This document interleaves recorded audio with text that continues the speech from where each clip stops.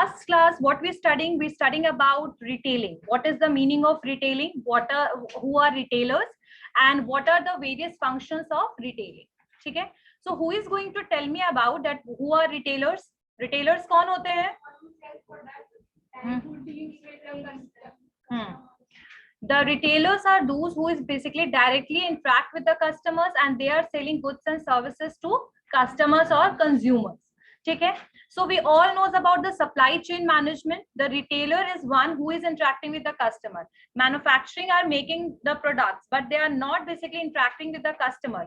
Why? The reason behind it, like manufacturing are selling the products in bulk, same as the wholesalers are taking the product from the manufacturer in the bulk. But the retailers are taking the product according to the demand of the customers, right? What are the various functions of the retailers? क्या क्या functions है retailing का? Oh, and what is the meaning of retailing? Retailing involves selling products and services for their partners and family. So retailing is a process of doing this, and retailers are basically individual persons or company. Clear हो गई बात? Okay. So what are the various functions में हम लोगों ने कुछ functions किए थे, कौन कौन से functions थे वो? Selling, and grading and packing, clearing, transportation, sales promotion, and information. Very good. So the first function is buying, like the whole retailers are buying the products from the wholesalers, ठीक है, for selling the product to the consumer. Clear हो गया? And they are not only buying the products from one wholesaler, but they are buying the products from so many wholesalers. Like for example, if the store is of, मतलब मान लीजिए ready-made clothes का कोई store है, so they are not only dependent on a single wholesaler for purchasing the product.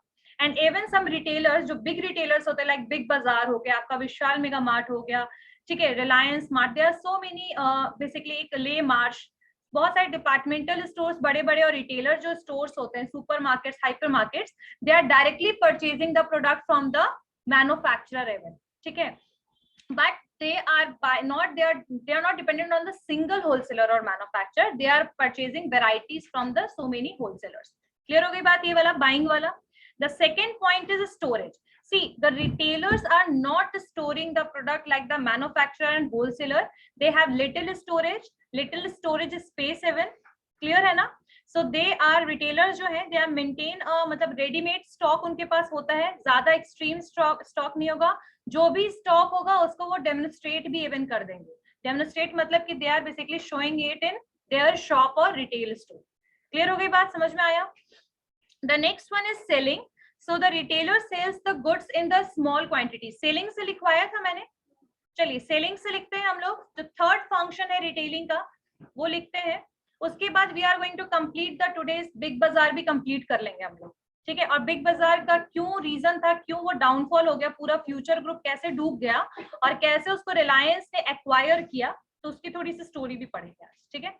चलिए, सो selling में लिखिए the retailer sells goods, the retailer sells goods in small quantities according to the demand and choice of consumer. The retailer sells goods in small quantities according to the demand and choice of consumers. आगे लिखिए, he employs efficient methods of selling to increase his sales turnover. He employs efficient methods of selling to increase his sales turnover.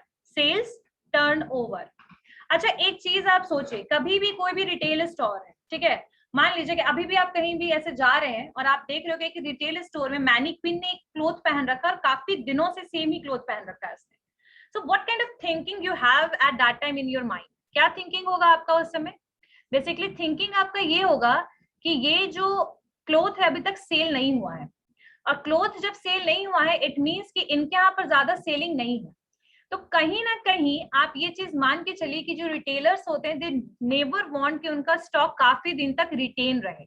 They always want to sell the product, they always want to sell the product, but the product is not selling like in bulk, they are selling product in the small quantities. So basically यहां तक clear हो गया. सो यहाँ पर जो selling होता है, कोई भी रिटेलर बल्क में नहीं बल्कि स्मॉल क्वांटिटीज में और बोल सकते हैं रिटेल में प्रोडक्ट को सेल करता है. आप लोगों ने सुना होगा रिटेल में मतलब खुदरा में बेसिकली वो प्रोडक्ट को सेल करते हैं और वो अलग अलग टेक्निक्स को अपनाते हैं for increasing the sales. Sometime they are basically convincing the consumers even कि आप ये वाला प्रोडक्ट नहीं, आप ये खरीदिए. सबसे ज्यादा क्रॉस सेलिंग और अप सेलिंग ना रिटेलर्स करवाने की बहुत ज्यादा कोशिश करते हैं. क्रॉस सेलिंग अप सेलिंग पता है क्या होता है? क्रॉस सेलिंग का मतलब क्या होता है? ये जब दो टर्म आ चुका है तो इसको भी ध्यान से सुन लीजिए. क्रॉस सेलिंग का मतलब होता है when you are buying a product, for example if you are buying a lehenga, bridal lehenga, if you are buying, then the retailer is going to influence you or convince you to buy the matching jewelry with that. तो उसको कहते हैं cross selling कराना. When you are buying the mobile phone, earphone का साथ में दिखाना, that is also a cross selling, and convincing them for purchasing the earphone as well, that is known as cross selling. यानी जो main product ले रहे हो उसके साथ डिपेंडेंट कोई सपोर्टिव प्रोडक्ट है तो उसको खरीदने के लिए जब कन्विंस करते हैं ना कस्टमर को, तो उसको कहते हैं हम क्रॉस सेलिंग. सो रिटेलर्स ये भी काम करता है. They are basically influencing the consumer for cross selling. They are basically वो चाहेंगे कि प्रोडक्ट, एक प्रोडक्ट के साथ साथ दूसरे प्रोडक्ट भी उनके सेल हो जाए. अप सेलिंग का मतलब क्या होता है कि जैसे एग्जांपल के लिए आपने कभी भी कोई प्रोडक्ट लेना है, जैसे आपको कोई मोबाइल फोन लेना है और आपका बजट है 20,000 फॉर एग्जांपल, तो 20,000 रुपए का आपको मोबाइल फोन लेना है. लेकिन जब आप स्टोर में गए, रिटेल स्टोर में गए, एंड वहां पर आपको जो रिटेलर है दे आर इन्फ्लुएंसिंग यू कि if you want to invest 20,000 just purchase this another mobile phone, ये 22,000 का है बट इससे बेटर इसमें सारे फीचर्स हैं. तो इसको कहते हैं अप सेलिंग. यानी जितना आपने डिसाइड किया हुआ अमाउंट है उससे ज्यादा का जब आपको वो चाहेंगे प्रोडक्ट को सेल करना, तो इसको कहते हैं अप सेलिंग.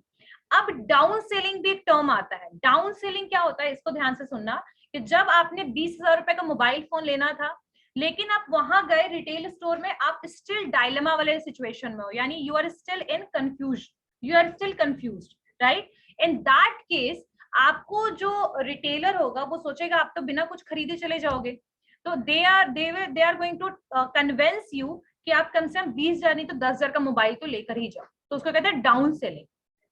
क्लियर हो गई बात? यानी कि बस प्रोडक्ट को सेल कराना किसका मेन काम है? रिटेलर्स का. तो down selling, up selling, cross selling. Clear हो गया? समझ में आ गया? डिफरेंस समझ में आ गया? चलिए ऑनलाइन क्लास क्लियर हो गया? Yes ma'am. चलिए डाउन. ओके बेटा, डाउन सेलिंग का मतलब होता है कि जैसे अगर आपको कोई प्रोडक्ट खरीदना है, आपने कोई बजट बनाया, लेकिन बिकॉज आप कंफ्यूजन में हो, आपका सिचुएशन देख करके रिटेलर समझ रहा है कि आप खरीदोगे ही नहीं प्रोडक्ट, तो उस चीज को देखते हुए जब वो आपको कोई भी प्रोडक्ट परचेज करने के लिए कन्विंस करते हैं, चाहे वो कितना सस्ता से सस्ता हो, तो उसको कहते हैं डाउन सेलिंग. यानी कि वो जितना डिसाइड करके आया था कि 20,000 का लूंगा, अगर वो नहीं कन्विंस हो पा रहा है तो आप उसको सस्ता प्रोडक्ट भी परचेज करो, मतलब परचेज करने के लिए कन्विंस करोगे. पहला तो एक कंडीशन. दूसरा कंडीशन एक और होता है इसमें, जब कोई प्रोडक्ट आउट ऑफ स्टॉक होता है, जैसे मान लीजिए कि कोई मोबाइल का मॉडल लेना है और वो आउट ऑफ स्टॉक है, ठीक है. अब ऐसे सिचुएशन में आप उनको सेम अल्टरनेटिव प्रोडक्ट, चाहे वो थोड़ा 2-3 हजार सस्ता ही क्यों ना हो, आप उसको सेल करवाने की कोशिश करोगे. You will try to convince them to at least purchase that another mobile phone as alternative. तो इसको हम क्या बोलते हैं? Down selling. क्लियर हो गया राजेश? Yes ma'am. चलिए yes ma'am. Next point, next feature, grading and packing. ठीक है, सो इसमें लिख लो पहले, फिर इसको एक्सप्लेन करती हूँ. ये क्लियर हो गया ना सेलिंग वाला पार्ट? सेलिंग क्लियर हो गया? Next, the retailer grades the goods, the retailer grades the goods which are not graded by manufacturers, which is not graded by manufacturers and wholesalers, he packs goods in small lots for the convenience. The retailer grades the goods which are not graded by manufacturer and wholesalers. He packs goods in a small lots, LOTS, small lots, for the convenience of consumer, for the convenience of consumers, for the convenience of consumers. Ma'am आवाज नहीं में क्या होता है, देखिए कई बार कुछ goods ऐसे होते हैं कि बल्क में आपने परचेज तो कर लिया, लेकिन ना ही वो प्रॉपरली पैक्ड होते हैं, ना ही वो प्रॉपरली ग्रेडेड होते हैं, ना ही वो क्लासिफाइड होते हैं प्रॉपरली। तो ये सारा काम कौन करता है? रिटेलर करता है। आप लोगों ने नोटिस किया होगा कि कई बार आप छोटे छोटे मसाले को लेने जाते हो, जैसे कि अगर you are purchasing black pepper, right, you are purchasing baking soda, you always saw that is in a small packets. Ever you think that who made this? कई बार उसको रिटेलर्स खुद ही बनाते हैं और पैक करते हैं, because they purchase it in bulk and they purchase it in like huge quantity KGs में। But for us, हमारे लिए तो बहुत कम क्वांटिटी की रिक्वायरमेंट होती है उसका, 100 ग्राम हार्डली।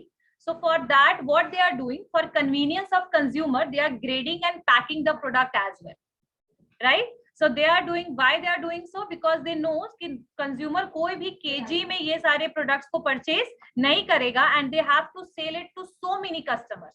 अब सब customer को sell करने के लिए अगर आप उनको तौल करके और ऐसे ही हिसाब से देने लगोगे तो that will be little bit difficult. और कई बार वो छोटे छोटे क्वांटिटी में पैक करके भी देते हैं। लाइक अगर बड़ा सा आपके आटे का बोरा है, बड़ा सा आटे का बैग है, तो इन दैट केस क्या होगा situation? Obviously no one is going to purchase 25 kg wala, right, that bag. So in that case they are going to pack the product and 1 kg wala aapko wo provide karte hain. So they are basically doing the packing work for the convenience of the customer. Clear ho gayi fourth wala point sabko? Next point, risk bearing.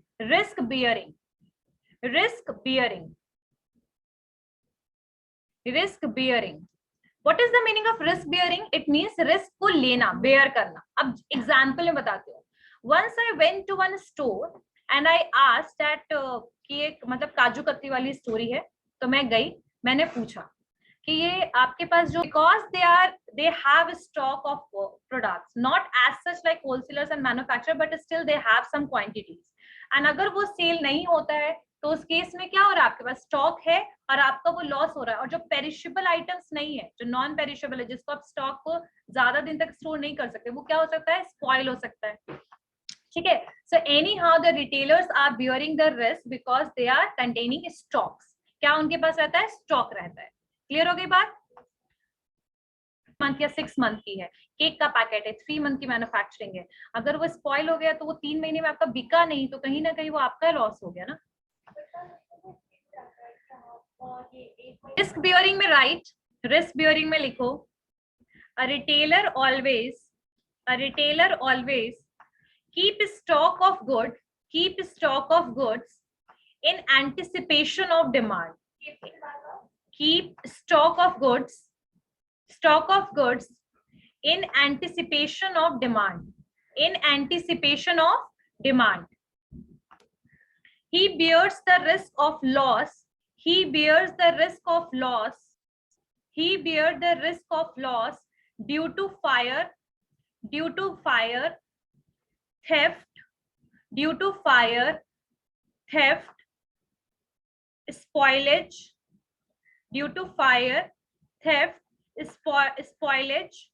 and price fluctuation.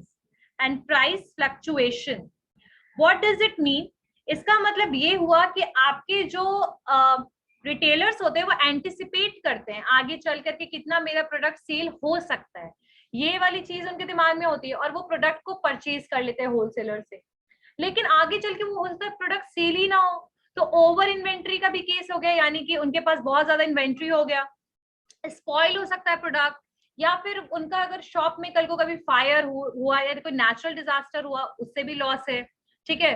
Product खराब हो गया, price में difference आ गया, यानी price change हो गया, तो वो भी एक रीजन है कि उनको लॉस हो सकता है। सो रिस्क कहीं ना कहीं कौन बियर करता है? आपके रिटेलर्स। क्लियर हो गया? Next point, transportation.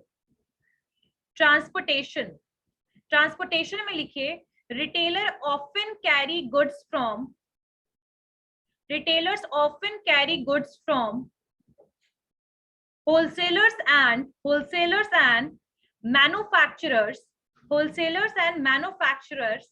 to their shops. Retailers often carry goods from wholesalers and manufacturer to their shops. अच्छा, मैं आप लोगों को एक बात बताती हूँ.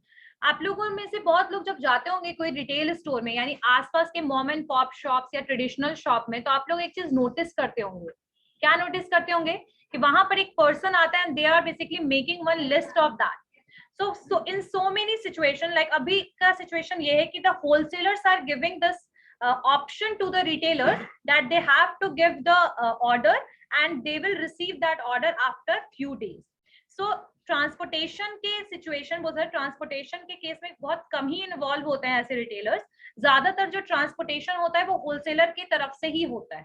तो दे will easily get the product, right. उनके शॉप तक प्रोडक्ट इजिली अवेलेबल हो जाता है फ्रॉम द मैन्युफैक्चरर और होलसेलर्स. क्लियर हो गई बात? वो हार्डली कभी कोई रिटेलर जो है वो पूरा प्रोडक्ट को कैरी करके लेकर आता है. आइदर दे आर लाइक कि वो ऑर्डर दे के आ जाते हैं, या तो ऑर्डर वो वहीं रिसीव कर लेते हैं और उनके घर पे ही या उनके शॉप पर ही they receive all the orders. Clear हो गई बात? समझ में आ गया? Next point, financing. फाइनेंसिंग इसमें लिखिए some retailers grant credit to consumers and provide the facility of return or exchange.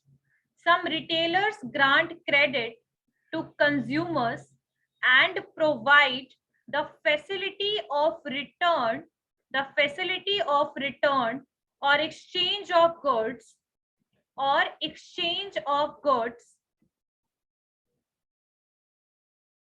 ठीक है. आगे लिखिए, in some cases home delivery and after sale services. In some cases home delivery and after sale services are provided by retailers.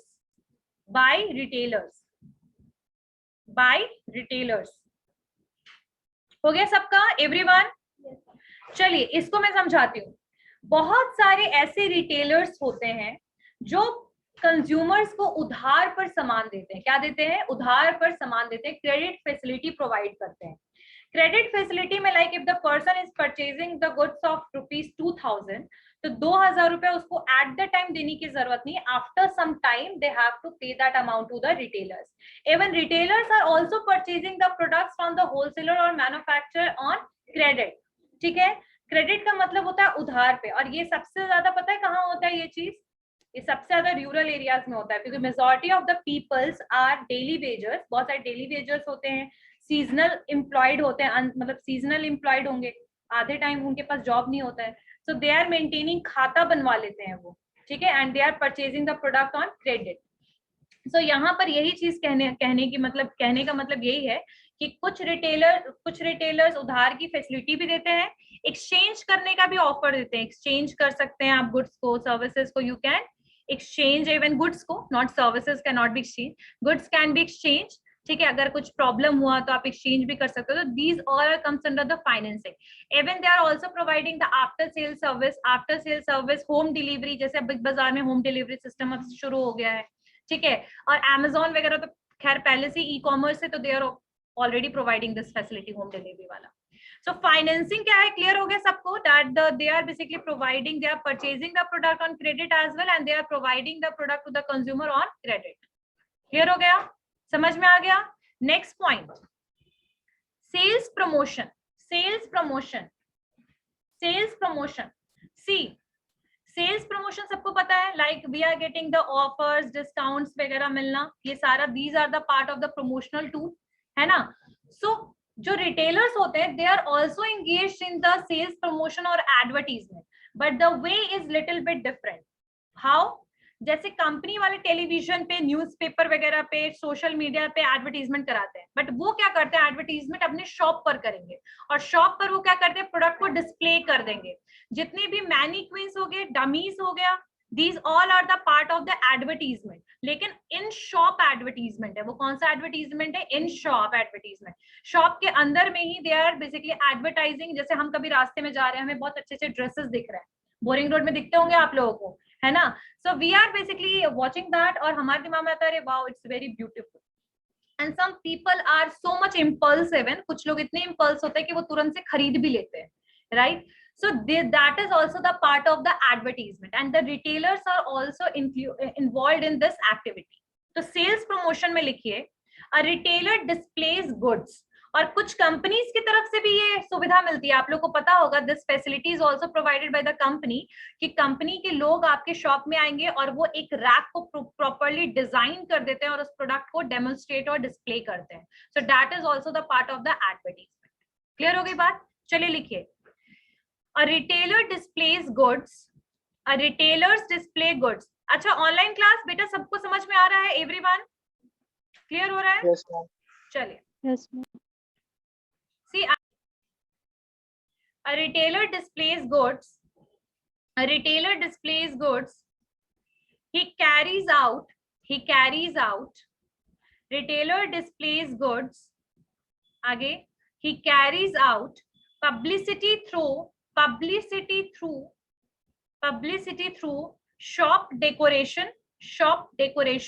अच्छा, आप लोग एक और चीज देखते होंगे, जैसे कभी विंटर का सीजन है, जैसे इंडिपेंडेंस डे है, तो उस समय भी शॉप को बहुत अच्छे से थीम के हिसाब से बिल्कुल वहां पर क्या होता है, उसको डेकोरेट किया जाता है. क्रिसमस में भी डेकोरेट किया जाता है ना. So these all are the part, these props, जो प्रॉप्स हम यूज करते हैं सजाने के लिए, डेकोरेशन करने के लिए, these are basically for advertisement, right.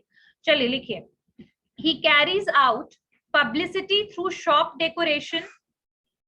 Window display. Window display का मतलब समझ में आ रहा है? वही ग्लास के अंदर से जो आपको डमीज वगैरह दिखते हैं, क्लोथ दिखते हैं. बाकी अगर कोई अभी राखी का टाइम था तो आप लोग देखते होंगे कैसे वो राखीज बिल्कुल प्रॉपरली हर एक स्टोर में किस तरीके से डेकोरेटेड था, right. So he carries out publicity through shop decoration, window display, etc. आगे लिखिए. Even he maintain direct and personal contacts with consumer. Direct and personal contacts with consumers.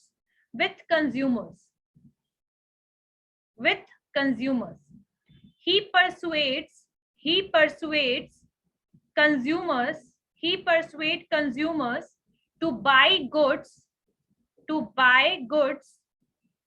through personal selling. He persuades consumers to buy goods through personal selling.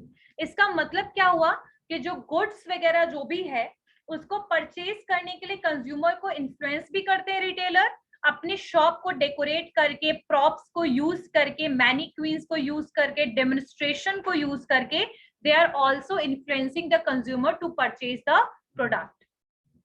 Clear हो गई बात? जो हम लोगों ने बाकी प्रमोशनल टूल पढ़ा, जैसे एडवर्टीजमेंट, जो टेलीविजन वाला, न्यूज़पेपर, और बाकी आपके पर्सनल सेलिंग, पब्लिसिटी, पब्लिक, ये आपका पब्लिक रिलेशन जो भी है, इसके अलावा जो शॉप के अंदर में भी जो डेकोरेशन वगैरह किया जाता है, that is also basically part of the promotion.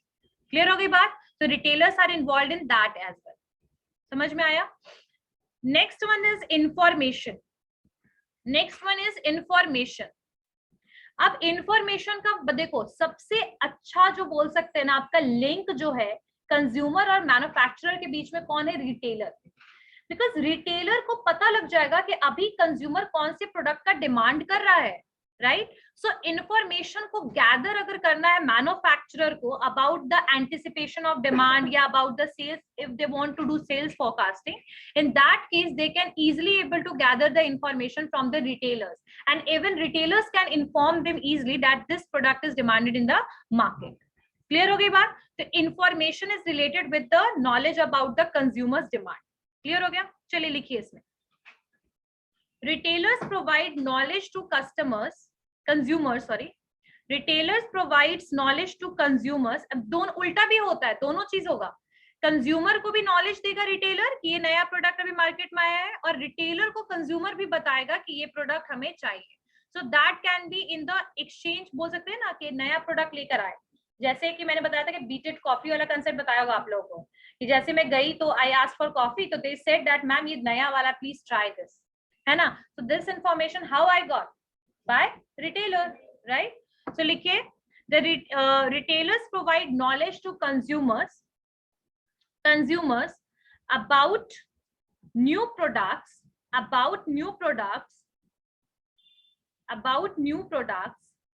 and they also advise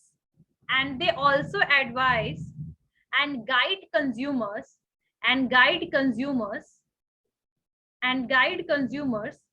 in better choice of goods.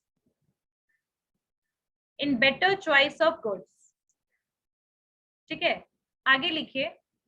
better choice of goods. They also provide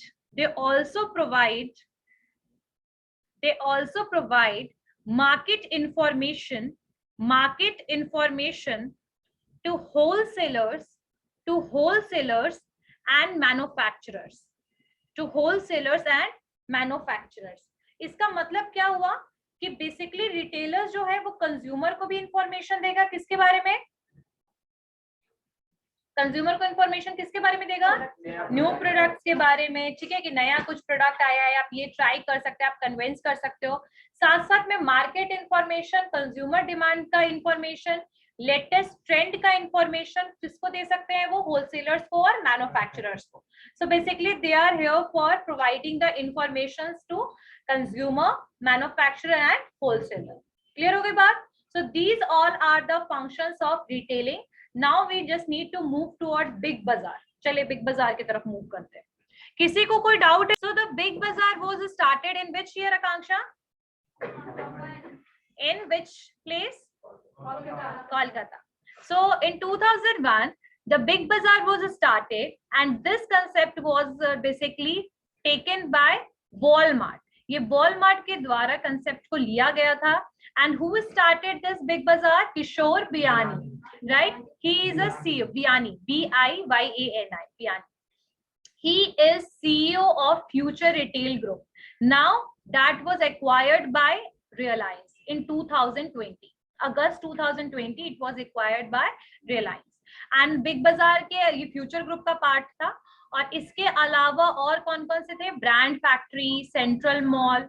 ठीक है. So there are so many retail stores under the future retail group. ठीक है. So इसको start करने का reason यही था कि the people have to purchase from so many store. अगर एक बहुत सारे प्रोडक्ट लेने हैं, 5-10 प्रोडक्ट लेने हैं, तो अलग अलग स्टोर में जाते थे वो परचेज करने के लिए. टाइम ज्यादा लगता था, एफर्ट ज्यादा लगता था. तो ये सारी चीजों को देखते हुए और एक ऑर्गेनाइज सेक्टर को, वॉलमार्ट को देखते हुए उन्होंने डिसाइड किया कि we have to start something innovative in India. And the big bazaar was started in Kolkata, and within 22 days आपका 2 नया स्टोर भी ओपन हो गया. अब हम बात करते हैं 7 P's यानी marketing mix of the big बाजार. तो सबसे पहले अगर हम प्रोडक्ट की बात करें तो प्रोडक्ट में इनके पास बहुत सारा वाइड रेंज है बिग बाजार के पास. ठीक है. आपका Coca Cola, HUL, ITC, Samsung, Nokia, HP, मतलब they are basically dealing in the multiple brands. They are dealing in multiple brand. और इनके कुछ इन हाउस कंपनी भी है. बिग बाजार के कुछ इन हाउस कंपनी भी है. बिग बाजार का इन हाउस का मतलब जैसे अमेजोन का अमेजोन मिक्स नाम से आ रहा है ना, MYX ब्रांड. सो वो इन हाउस, हाँ, वो बिग बाजार की बात नहीं कर रही, अमेजोन में एक अमेजोन मिक्स करके जो उसका ब्रांड आता है उसको कहते हैं इन हाउस ब्रांड, यानी कोई कंपनी का खुद का जब कोई ब्रांड वो शुरू करते हैं। तो जैसे बिग बाजार के भी कुछ अपने कुछ ब्रांड हैं। कौन कौन से? डीजी एंड सी, आप लोगों ने सुना होगा, डीजे एंड सी जीन्स की कंपनी है, DJ and C. Tasty treat, tasty treat big Bazaar की कंपनी है। क्लीन मेट बिग बाजार की इन हाउस कंपनी है। हाँ, बुफेलो भी है बिग बाजार का। उसके बाद सेंसेई है, केयर मेट है। तो लगभग मान के चलो 50-55 इनके इन हाउस ब्रांड भी हैं। ठीक है, इन हाउस ब्रांड्स है, यानी कि बेसिकली कह सकते हैं कि इनके इन हाउस ब्रांड का मतलब इनके खुद क्या, बिग बाजार का खुद का ये सारा क्या है, ब्रांड है। विम बार, कोको कोला, ये सारे इसके ब्रांड नहीं है, but they are selling the product, और ये जितने ब्रांड्स है ये इनके ही द्वारा बनाए जाते हैं प्रोडक्ट्स को। क्लियर हो गई बात?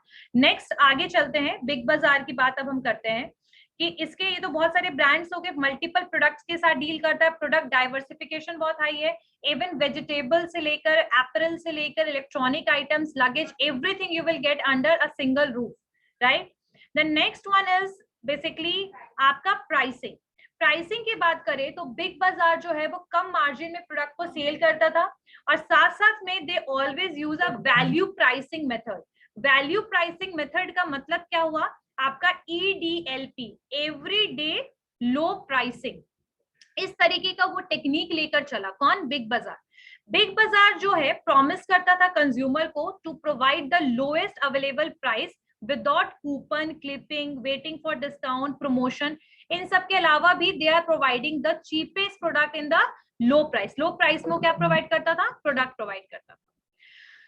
ठीक है, अभी प्रोवाइड करता है, but now that is not. Promotional pricing की बात करें, प्रमोशनल प्राइसिंग की बात करें तो बिग बाजार जो है वो लो इंटरेस्ट रेट पे फाइनेंस करता था, प्रोवाइड करता था। और यहाँ साइकोलॉजिकल प्राइसिंग बहुत ज्यादा यूज होता था। साइकोलॉजिकल प्राइसिंग का मतलब 999, 49, ठीक है। और बिग बाजार जो है स्पेशल इवेंट्स भी बेसिकली प्रोवाइड करता था, या फिर स्पेशल इवेंट अरेंज करता था। कब कब करता था स्पेशल इवेंट?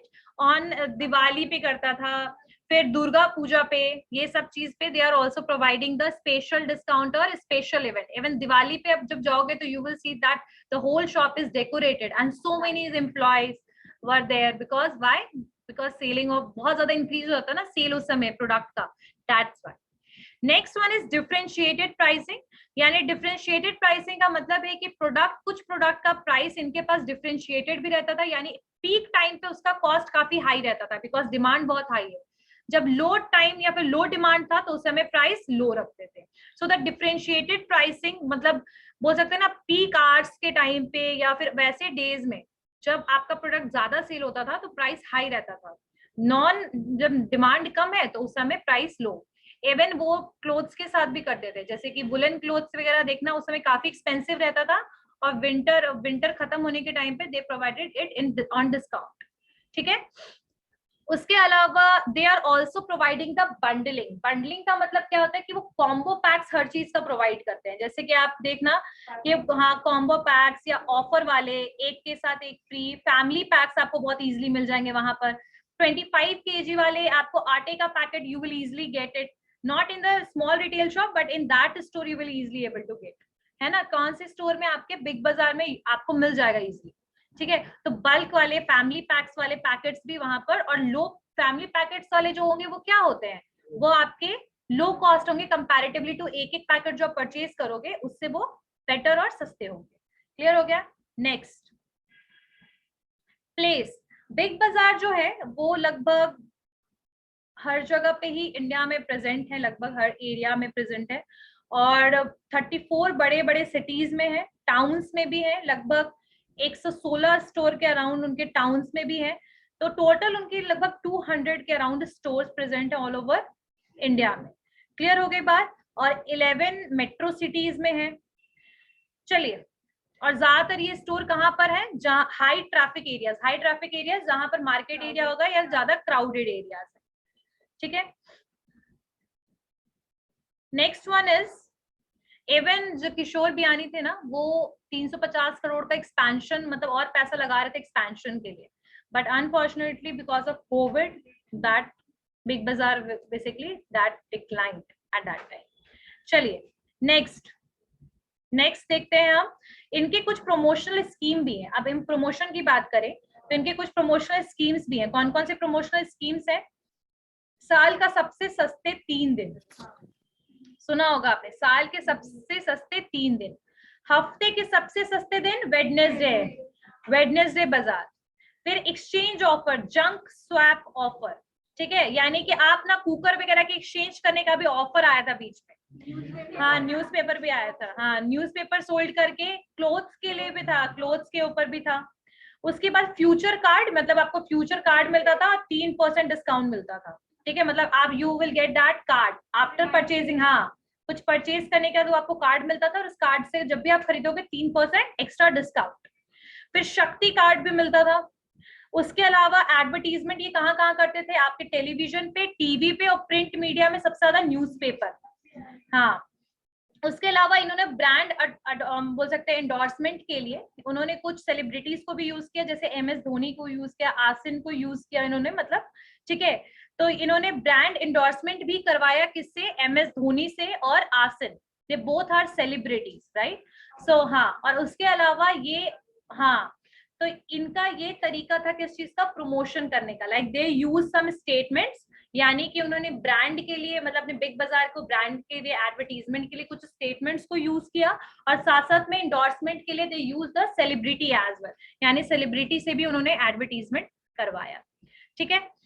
उसके अलावा अगर हम पीपल की बात करें तो इसमें सबसे ज्यादा वेल ट्रेन्ड स्टाफ थे. इनका एक ड्रेस कोड होता था, सब लोग ड्रेस में रहते थे. ठीक है, और लगभग इनके पास 10,000 से ज्यादा कौन थे? Employees, right. सारे वेल ड्रेस थे और सारे लोग जो अपीयरेंस था, ओवरऑल पर्सनालिटी बिल्कुल मेंटेन करके थे स्टोर में. सारे लोग वेल ट्रेन्ड थे, तो they are easily able to basically handle the consumers. ठीक है, और इनके पास एक और बहुत इंपॉर्टेंट टूल था, क्योंकि हम 5th P की बात कर रहे हैं, पीपल. तो यहाँ पर कितने एम्प्लॉइज थे? 10,000 ज्यादा, well trained, well dressed. Clear हो गई बात. उसके अलावा इनके पास एक और टूल था. क्या टूल था? डिसीजन मेकिंग का. यानी कि आपको यहाँ पर जो भी एम्प्लॉइज थे, they will easily able to tackle your problem. आपकी प्रॉब्लम को इजिली सॉल्व कर सकते थे, क्वेरी सुन सकते थे. तो मतलब वहां इजिली आपका जो भी काम है वो हो जाता था इजिली, मतलब हो जाता है. खत्म नहीं हुआ है Big Bazaar, that is still there, but Future Group के अंडर में अब नहीं है.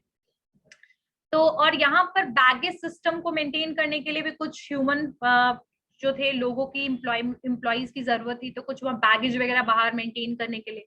So this kind of scenario of Big बाजार. पीपल के मामले में भी दे आर बेसिकली बोल सकते हैं बहुत ऑर्गेनाइज्ड वे में they are arranging all the employees.